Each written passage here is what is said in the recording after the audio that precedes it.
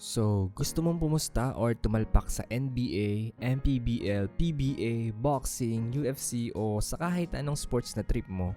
Kasi gusto mong mas ma-enjoy mo yung mga sports na hilig mo? Siguro fan ka ng boxing o di kaya naman mahilig kang manood ng basketball at gusto mong pustahan yung mga paborito mong team. Para pag nanalo yung team mo o yung pambato mo, panalo ka din, di ba? Hindi lang puro kwentuhan sa tropa. Pero syempre, ayaw mo ng scam. Kasi napakarami talaga ng talpakan ngayon, talamak yan. Pero ilan lang talaga yung legit at lisensyado. Bilang lang talaga. Meron dyan mga online talpakan na mukhang established pero napakaraming negative reviews pagdating sa pag-withdraw ng panalo.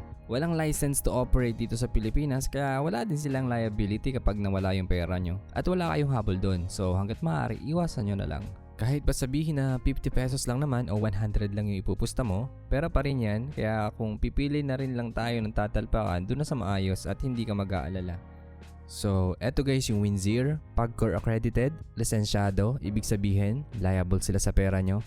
GCash integrated, nakadirekta sa GCash kaya napakadali lang ang deposit at saka hassle-free yung withdrawal. Di mo na kailangan ng mga agent o third party para lang makadeposit at saka withdraw. Medyo magulo yung ganun. Napakadali lang mag-register dito. Kailangan lang at least 21 years old ka na at saka may valid ID ka. To register, gamitin niyo yung link ko sa baba sa description or sa comment section para qualified ka sa welcome bonus at promotion ni WinZir. Step 1, click register button dito sa taas. Fill in your information, totoong pangalan at birthday, address, source of income, promo code, free gift. I-type mo lang free gift kung blanco yan. Click next.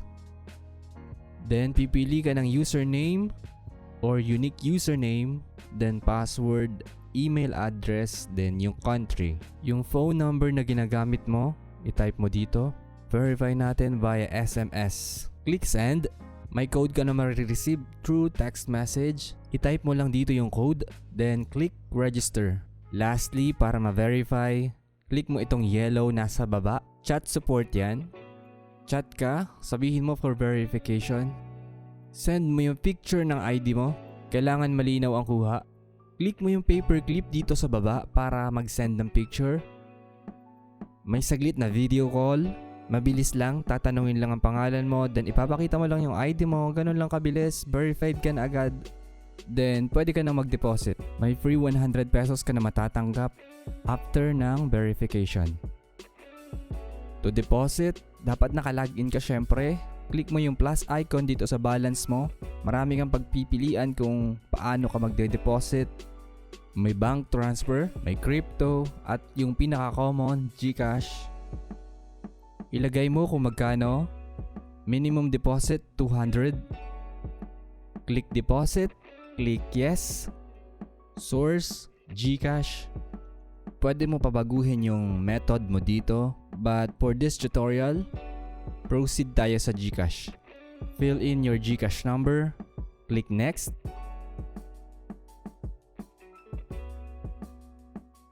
MPIN code kung meron.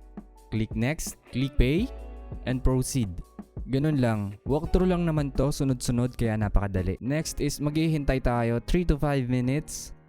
Dito sa taas makikita mo yung balance mo at pwede ka nang tumalpak.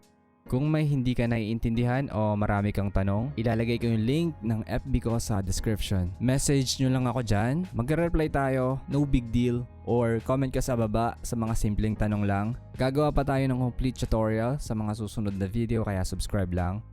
Mabilisang tutorial lang kung paano tumalpak. Dito sa baba makikita mo yung ball icon, live icon at betting slip. Yan, tatlong icon na yan lang ang kailangan mo kung sports betting lang ang gusto mo.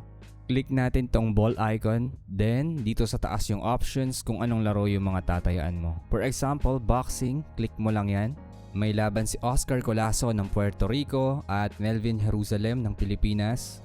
Dehado si Jerusalem dito kaya halos triple yung panalo. Pero hindi tayo pupusta dyan kasi alanganin si Jerusalem. Magaling yung kalaban eh. Para sa tutorial na to, sa basketball tayo pupusta.